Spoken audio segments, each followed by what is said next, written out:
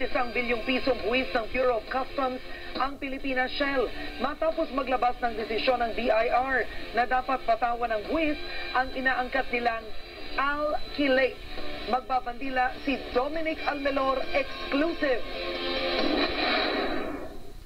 Milyong-milyong litro ng substance na alkylate ang inangkat kada buwan ng Pilipinas Shell sa Singapore mula July 2010. Wala silang binayarang buwis dahil idineklara nila ito bilang raw material.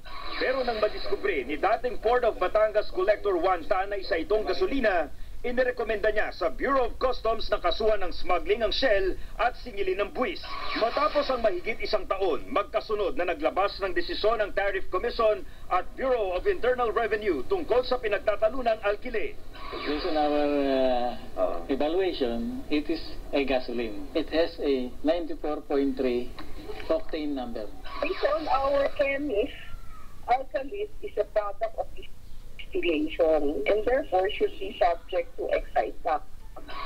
Dahil dito, agad na inutusan ni Customs Commissioner Rufy Biazon si Batangas Port Collector Rene Benavides na magpadala na ng demand letter sa Pilipinas Shell. Mahigit 1.3 billion pesos ang excise tax na dapat singilin sa Shell para sa 28 shipment nila ng alkylate.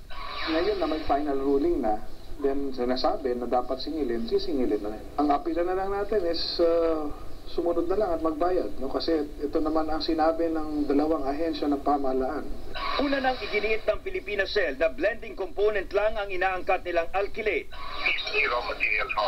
We gave an ethical presentation to prove that alkylates were raw material po.